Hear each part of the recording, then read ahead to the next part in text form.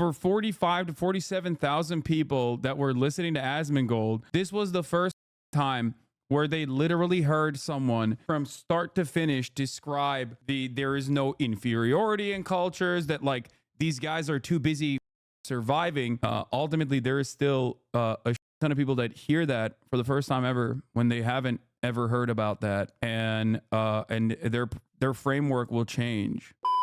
So yesterday, 9 hours, it was crazy. Four hours of that was talking to Asmongold and trying to walk him off this like far right cliff that he had seemingly jumped off of, took a dive off of, in terms of his commentary on what is permissible bigotry about Arabs and their status, or Palestinians. But in any case, oh, he got banned. I didn't realize he was banned. And regardless, that is not the main point. The point is that a ton of people were apparently upset with me. They were like, there was a guy that said I was basically like the equivalent of like a Nazi going to a Holocaust museum, like to whitewash their sentiment. Like that's what they were saying. I love hearing from white Americans about how to combat Islamophobia. As a Muslim guy, I like hearing, I like white Americans telling me what's what. You know, you don't know how to deal with Islamophobia, brother. Hasan, you just are not. You're ill-equipped. You know, annoying leftist mad at you again. That's fine. That's like neither here nor there. That's not like a big constituency. Like, I love when a guy is out there trying to combat Islamophobia, and the retort against that sort of misinformation defense is basically just being like, hey, this Muslim guy is a terrorist. He loves throwing gays off roofs, baby. Just saying. It's like that was literally the counter to this of like me talking about this. And I know it's one of those moments where FD Signifier says always. I texted him this morning. It's one of those moments where FD Signifier is like, remember, you're not white in the eyes of a lot of people, you know. And it's a somber reminder of that reality. There is a levels to the whiteness. Some of the commentary is pretty valid, coming from a Palestinian in the community. Watching two people debate whether or not I'm human should have a right to live is really my head. Yeah, except the thing is, he knows that, like, he knows what my position is.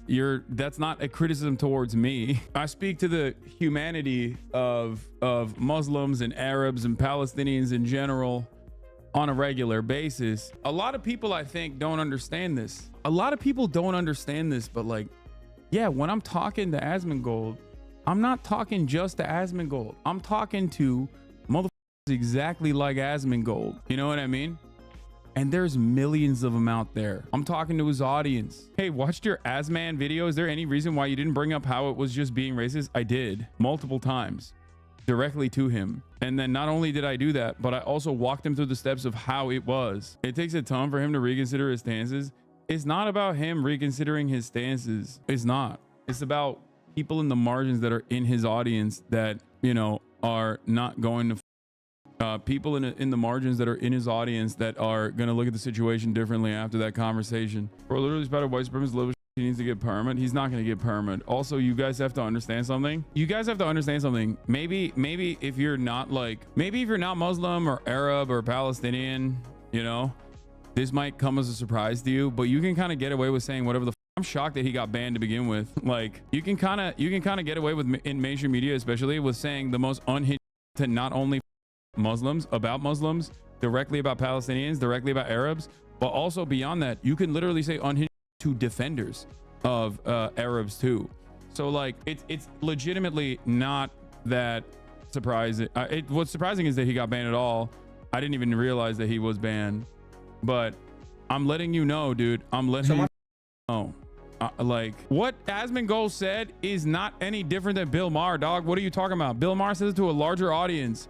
The only difference between what Asmongold said and what Bill Maher says on a regular basis is that Bill Maher has 40 years of media training. So he knows not to say certain things so overtly, but the sentiment expressed is exactly the same. Okay.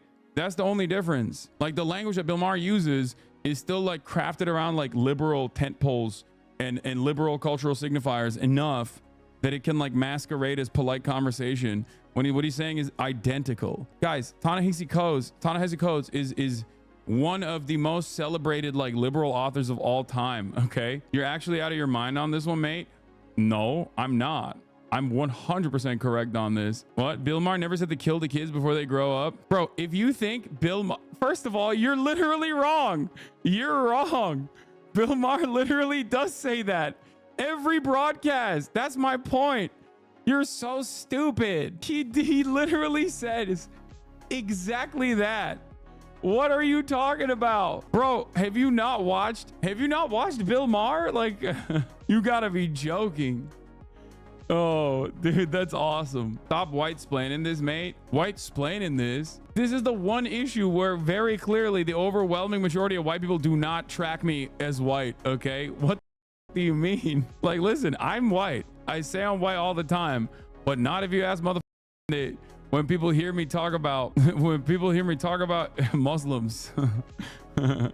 Love you, man, but I question the efficacy of yesterday. He's a giant POS. That I get that there might be some people in the margins of his community, but if we're watching him through this arc, is very likely much on board already, and he just used you as a 3-hour attempt to rehab his image of truly incomprehensible he said and believes. Yeah, I don't see it that way at all. I don't think he rehabbed his image at all throughout that process. The way I view it is, and I will describe this one more time for many of you that simply fail to comprehend this. I rate everything on a curve. That's number one. Number two, I have this understanding, especially as someone whose name is Hasan, who is like a white dude, but still someone who grew up in Turkey, someone who is Muslim, from a Muslim background. I know that the average person is unimaginably Islamophobic. I've dealt with it for damn near a decade since I came to the United States of America. When I'm talking to a person individually and maintaining my composure and working through the steps, step by step, in explaining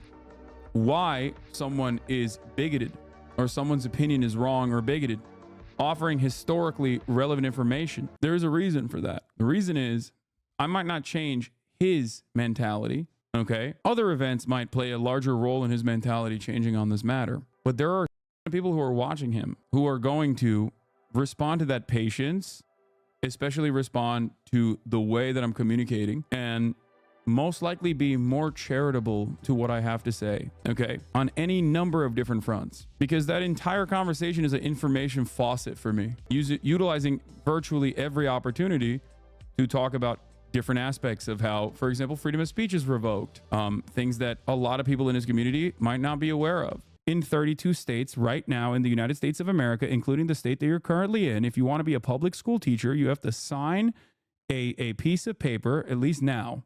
I don't know if you have any family members that are school teachers. You have to sign a piece of paper that says you will never participate in boycotting or demanding sanctions or demanding divestment from the state of Israel. Holy kidding me? Yes.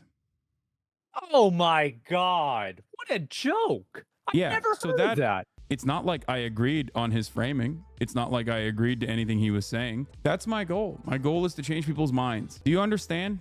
Even if his perspective might not change on the matter, there's plenty of people in his community that are going to look at the situation differently. And if I get 100 people, in Asmongold's community to look at the situation a little bit differently, learn something new that they hadn't known, that's it. That's my goal. I've succeeded. If there was any moment where I was like conceding to his framing on the matter, that would be an entirely different conversation. I'm not going to go in front of like a Ben Shapiro type, for example, who I would categorize as simply different than Asmongold as well. But even if I were to go in front of a Ben Shapiro type and have like a relatively cordial conversation, which I would not be able to maintain composure in a similar capacity to Ben Shapiro. He's a professional speaking head. He's a talking head. But here's the thing. There's never going to be a world where I concede to his framing on anything, just like I did not concede to Asmongold's framing on anything either. And that's how you get comments like this. This debate perfectly illustrates my own internal struggle when it comes to forming a kind and normal view of Middle Eastern people. I come from Poland, raised in a conservative family. I watch a lot of Asmon, and I love Hasan's commentary and the way he presents his arguments with solid factual backing.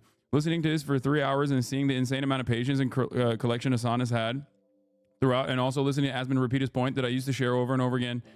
Actually, okay, well, we don't have the rest of the comment. There are a ton of people in this community that were most likely resilient. Couldn't it be said that his perspective gained more ground too? No, absolutely not. Because his perspective is already the most commonly held perspective in the United States of America. What more ground does his perspective need to get? Actually helped me finally see how weak, stupid, and sad such belief is. Thank you, Hasan, for doing what you do. My life has become healthier because of you. There you go. People forget that streamers like you and Asmon are talking to stadiums full of people every day. A lot of minds can be changed and it's not too late for them. Yes. There's never a person who I think is above having their mind changed. Okay. I think there's no one that is above having their mind and their heart changed. Now, of course, tactically speaking, there are certain people that I'm not going to be as charitable to. You know, a Ben Shapiro type, or a professional right-wing commentator, or someone in a position of actual power. You have to understand, my commentary is like water. Okay. And if you want to understand my method, basically my method is simple. I give back the same energy that I take. That's number one. Number two, I'm not going to concede to like shit that I don't agree with, no matter what. But more importantly, okay, I also am consistently, and this is something that like I think marginalized people who are professionals, professional commentary people understand this.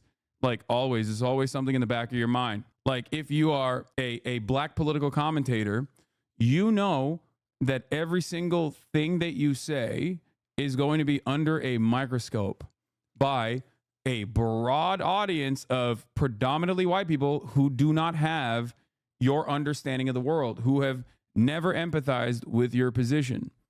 So if you get really angry, for example, that they're going to, even if you're completely correct, it does not matter. The facts in that situation, no matter how hard they are on your side, are irrelevant. Okay. This is just simply how debates and how commentary and how existing in America in some ways works. So I am cognizant always of not only the person that I'm talking to and the energy that they give me that I choose to match, but beyond that, I'm also always thinking about the audience and the way that they are responding to it. You made a video when I was in middle school that my mom showed me before we moved to Dearborn Heights, Michigan, because she wanted me to understand things after she left her racist husband. Jesus Christ, that's crazy. Islamophobia is baked into every orifice of American society.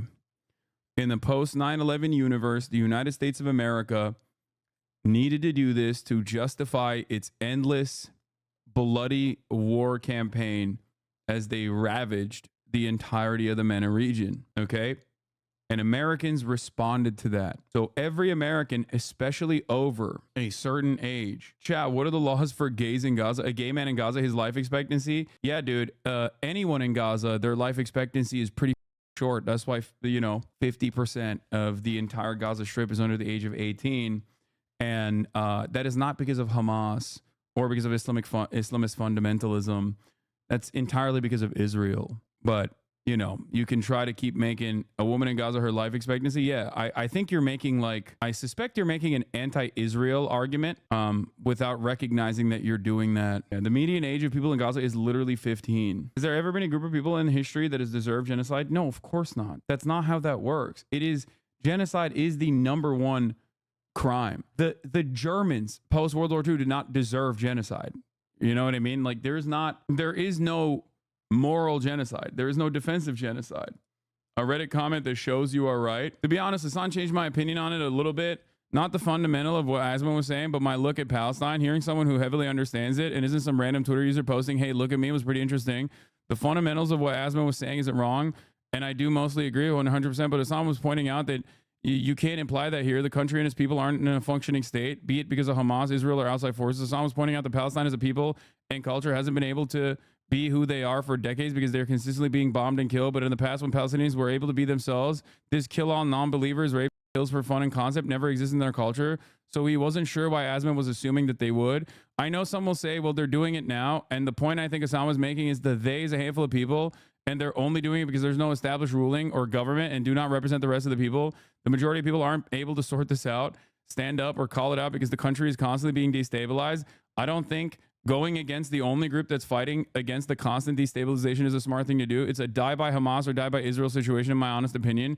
So the only thing most Palestinians minds is how they survive the day.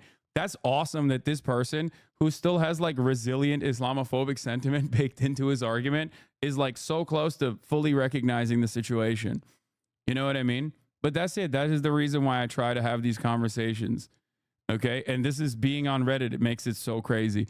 I think that's where the overall problem lay, was that it felt like Asmongold was painting a broad brush across Palestine for the actions of a few crazies in other countries, where the majority have no voice or say and are only thinking about when they will be bombed, not who's gay, and we need to get them. So that's my point, and that's why I do what I do. So if you don't understand the method, it's cool. It's fine. And you can usually say this about any other kind of like marginalized identity that I seek to protect or talk about. You could be like, you're cis. You're a cishet. Man, you don't understand trans issues like that. Why are you arguing with transphobes in the way that you want to argue, that you think is the most successful method, and not in the way that I want you to argue? And you can say that because I'm a cis guy. I'm not trans. So you're right. And I mean, you're wrong ultimately, because I know what I'm doing and you don't. but I get it. But you can't really say that about Islamophobia. It's the one thing you can't really say that about me on. That's the one thing. Right? So, like, I'm the one getting bomb swabbed at TSA, baby. You can't. It was funny when white people try to overstep and do that, but it's fine. You do you. It's the same thing I say about any kind of group that I defend, that I talk about. It's not for you. If I'm talking about black issues with someone who's anti-black, that's not for black people, bro. That's not. It's for white people. There's a conversation for white people. Most of the conversations that I have when I am talking to an outside group is specifically targeted towards young white men. Okay. So if you sometimes feel like I'm out of pocket in the way that I'm communicating certain things, and it makes you feel a certain type of way, it makes you feel angry. Okay. Yeah. Well, it's not for you. You already know where I stand. Trust me. Okay. Do you get what I mean? You're already black. You already know what being a black person in America looks like. You live it every day. You already have a certain amount of lived experience. Okay. You might be able to brush up on certain talking points and effective counters or whatever in terms of messaging when you watch a debate that I might have with someone who's anti-black, but you already have that lived experience. I'm talking to people who don't have that lived experience. I'm using my privilege specifically as an effective communicator that is that looks a certain way, that acts a certain way, that behaves a certain way, to break through on a lot of people who would never listen to a black person because of their anti-black status from the start. The goal is to chip away at that, because bigotry is quite resilient, especially when it's consistently being propped up by social conditioning. Give it a break, Lamau. No, I'm not going to give it a break. This is like fundamentally something that I believe in, something that I care about, something that I think I'm quite successful at, as a matter of fact. And no, I'm not going to give this a break. Okay, but don't get upset if I check you. I forget this isn't for me. I wish more people were progressive on blackness. It's just us defending ourselves. I mean, good luck. It's impossible. His entire society is designed in an incredibly anti-black fashion. It's just like my job, where I see myself is someone who is a communicator of these sorts of issues to people who would not be responsive in any other circumstance. Like someone who's anti-trans is not, especially in a debate format, is not going to be responsive to a trans person. That's the unfortunate reality, right? So my goal is to penetrate that barrier as being a bro cishet white dude. You feel me? As opposed to like in the real world, the number one thing that you can do as a trans person to combat transphobia is just like be a normal chill trans person existing in the real world and hanging out with your coworkers. Like I'm sure every single trans person in this chat who actually does that on a daily basis will tell you that is the number one way of just like destroying transphobia. Yo, I just remembered, I didn't realize the reach Ta-Nehisi Coates had until a very liberal coworker who's pro-Israel messaged me to tell me he wishes more people could see what's actually happening and get rid of their bias because his new book changed his mind. Yes, dude. Ta-Nehisi is the whisperer, dude. He is the liberal whisperer. That's why when I saw him pop off, I was like, oh my God, this is like genuinely this is a genuine sea change that is coming. He is considered GOAT status among liberals. Like this is like Lin-Manuel Miranda could not hold a candle to Ta-Nehisi Coates. That is Obama's favorite writer, okay? Are you kidding me? And not only that, but he is a real one, for the record. I will stand on this. If you listen to him talk, that's a real one. He recognizes that there are definitely like certain things that he doesn't fully comprehend yet, but his heart is absolutely in the right way. His mind is totally set on the issue. I listened to him talk to Ezra Klein about this, and there were a couple moments that I was looking for. Because like my expectation, if you're a Westerner, if you're an American, especially a prominent liberal like Ta-Nehisi is, there are a couple things that they can always get you on. And he did not even concede. Wait, hold on. I actually wrote this to one of his friends. Let me see if I can find it real quick. I got to read it. Because when I was listening to it, I was like, damn, this was a great point that he like did not even back away from. I don't know. I don't remember. There was a couple points where he just like, he caught. Ezra is like a pretty open-minded guy. Oh, I forgot to run the ad break, by the way. Ezra is a pretty open-minded guy, and I kind of like him. Yeah. Oh, when Ezra said Hamas apologists, yes, that is right-wing framing baked into the conversation. Far-right Israelis, Hamas apologists. And he caught that.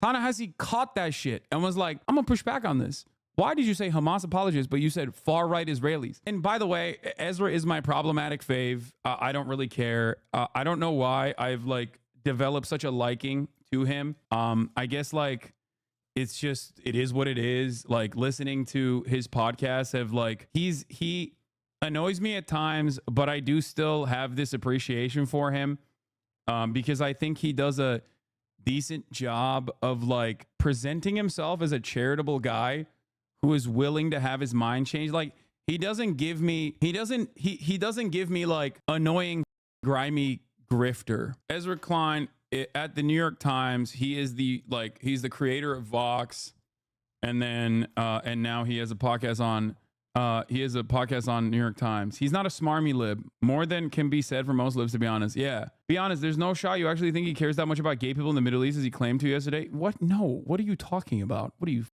stupid? No, of course not. What? Conversation between Hasanabi and Asmongold right now. I'm about an hour into it, and if you're unfamiliar with that conversation, basically Asmongold is coming under fire for saying that Palestinian culture is an inferior culture to that of Western culture because of its roots in Islam, making it more prone to homophobia, transphobia, and more extremist conservative views. And I find Hasan's response to that to be very interesting. I'm going to put this into my own terms, the meaning that I understand and take away from it. Namely, Hasan seems to be saying that there is no such thing as one culture which is inferior to another culture so much as it is one culture which is more or less mature than another culture. And maturity can be hampered or stunted by a lack of material circumstance, and or from the restriction or taking away of material circumstance, a culture might regress, which we might be experiencing here in the United States, unfortunately, at the moment. Now, that's not to say that as cultures mature that they all homogenize into one identical culture. Not at all. Much like individuals, each person develops and matures into their own self. And Hasan goes on to argue that all cultures should be supported insofar as making sure that their material needs are met, so that they have enough autonomy, so that the liberation movements that are necessary for them to mature can occur. But right now, especially in Palestine, they are constantly under attack. They are in survival mode, and when they are in survival mode, there cannot be the necessary steps towards liberation for marginalized people groups. So the first step is to get to a place of stability, get to a place of general liberation from an oppressive regime. And then that's a good summary. From there, we should start to hopefully see like cultural maturity. Now, another point that Hasan argues that I would be remiss not to mention is the fact that historically the idea of one culture being inferior to another culture, like inherently in such a way that it cannot necessarily change to become, more mature in those terms, but it's this more static thing of being inferior, that has historically been used as an excuse to commit atrocities against people groups, whether it's been indigenous people or black people. So we need to be very... Because the debate was stupid, he only had one argument. It doesn't matter, because Just listen to my words, man. For 45 to 47,000 people that were listening to Asmongold, this was the first time where they literally heard someone from start to finish describe that there is no inferiority in cultures, that like these guys are too busy surviving to actually turn around and be like, oh, let's do a gay pride parade. You know what I mean? All of this stuff is basically just repackaged historical materialism. All of this stuff is basically explaining American foreign policy and how devastating that has been for entire regions, showcasing like that these places, when they had a crumb of autonomy, were able to actually, have a more, I guess, Western focused, like liberally palatable existence. That all went away when fundamentalists came in to the fold as like the number one emancipators and liberators away from the influence of the treacherous parasitic Western imperialist forces. Like all of this stuff is obviously important for these people to hear. Okay, it doesn't matter what Asmongold's argument is. Like even if a lot of people are going in there to be like, oh, Asmongold is cooking, he's going to destroy this guy. Like ultimately, there is still a ton of people that hear that for the first time ever when they haven't ever heard about that, and their framework will change. Very careful in the language that we use when speaking about other cultures, especially cultures that have yet to mature and are under intense oppression. Now, Hasan's take on culture was something I had actually never heard before, and up till hearing it, I actually wasn't entirely sure how I felt about the whole cultural situation. I had heard somebody bring it up to me before, and I wasn't sure how to handle it. I like Hasan's take on this. I'm curious what other people think. I feel like Hasan's take is basic sociology. There are probably a lot of YouTube vids on the topic that could help you explore further. Maybe trying to find a vid on Maslow's hierarchy. Wonder why they don't teach historical materialism in school. Sounds pretty cool. It's not culture that causes homophobia or whatever. By this logic, I'm a dirty Indian because I'm from an immature culture, not due to material conditions of the subcontinent. Culture is completely separate from social conservatism and social liberalism. Culture is stuff like food, language, dress, literature, and their history. Exactly. No, absolutely. That's precisely what it is. There is no like this culture is better than others or whatever. Culture is just the sum total products that the output that you create as you respond to your material conditions. To be a theory nerd and add on, the political sociologist Charles Tilly, whose most famous theories covered exactly this phenomenon, in that European society's linear timeline of cultural and capitalist progression cannot be applied to countries that have been colonized, specifically the global south, because they have not been afforded the same opportunity for linear progression.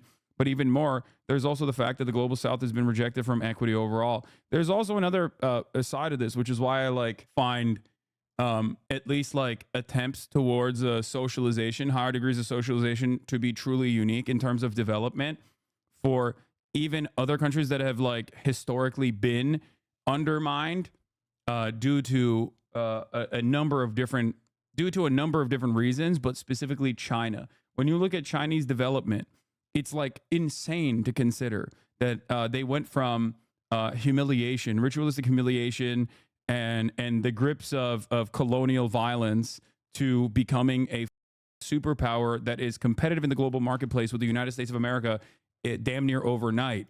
When you look at even the USSR going from a rugged terrain full of potato farmers that were constantly in the grips of famine, and there was still plenty of famine in the USSR as well. Okay, before you blast me for that, going from that to being another superpower that like beat the United States of America to the space race is crazy. I mean, that is, in my opinion, in my estimation, these are massive leaps. These are massive projects that even at a time when like technological prowess had not caught up, simply the ideological resilience and an interest in doing something different caused so much of this collectivization to occur in such a short period of time without 400 years of chattel slavery and colonial exploit. And a lot of people cannot look at that on an even playing field. One, because they are just simply ill-equipped to understand any of that from a materialist perspective. They just don't, like, there's no way to comprehend it. Like, there's no way to look at the situation with a broader snapshot and try to, I mean, in Russia they had plenty of history of colonial exploit, as did China, just in the way that the West did.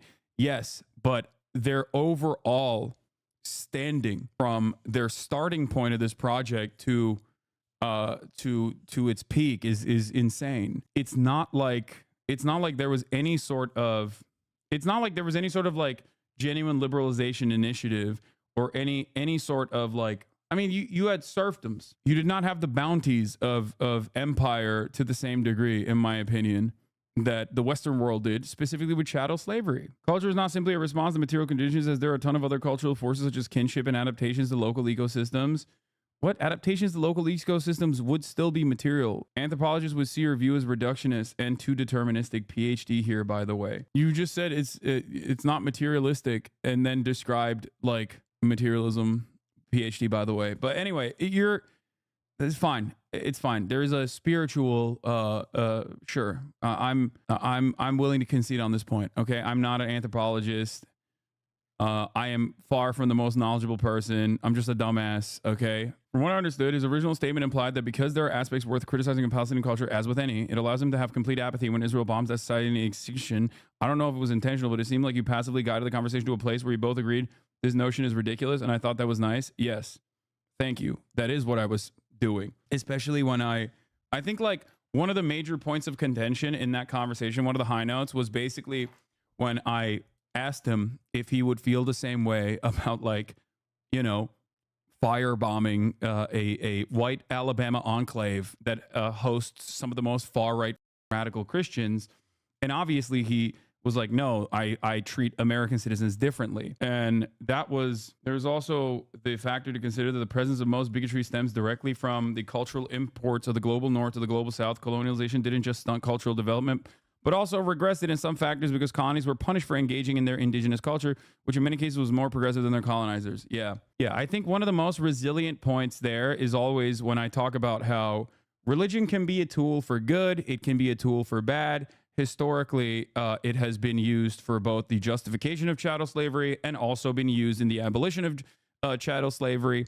And ultimately, you don't have an issue with religion. You have an issue with fundamentalists. You have an issue with right-wing conservatism. That's what it is. And I think that's a good thing to separate for a lot of people, because a lot of right-wing conservatives in the United States of America hate other right-wing conservatives that are brown for doing the same shit that they're advocating for here, but more responsive to what is permissible in American society. Obviously, the Westboro Baptist Church can't run around, roam the streets with AR-15s and like throw gay people off the roofs, but they would if they were living in an ISIS-dominated territory of Syria. Okay, they would 100% be doing that shit. Here, they just get their rocks off by calling a gay person that died the F slur at the funeral and then going and eating jalapeno poppers at Applebee's. Like, that's how you also stunt radicalization to a certain degree, by offering people, some material benefits. This does not mean that like American culture is more prosperous or better than others.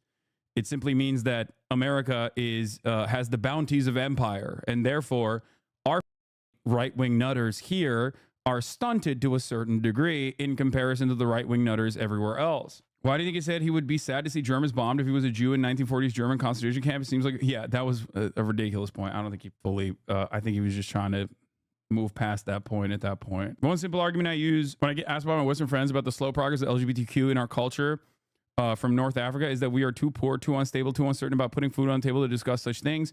People have to realize that something as basic as food is somewhat scarce in countries where MENA, let alone proper education. Yeah. And it's kind of funny because like, it's not like Americans are super woke. You got the body of a mechanic now. What, a mechanic of what? A sex mechanic? MHUD made a good show. MHUD made a good short video. MHUD made a good short video showcasing American culture. Cause these are my people, and this is my land. Anyway, I hope that people understand. I hope that people understand where I was coming from, what I was doing. I think it was ultimately successful. Also, the only band that hit the Twitch towers wasn't necessarily Asmongold, who apparently got a 14-dayer for the statements that he made. But DJ Academics has been banned on Twitch after streaming with Aiden Ross, who is currently banned on the platform. Damn, not friend of the show, Ock. Yeah.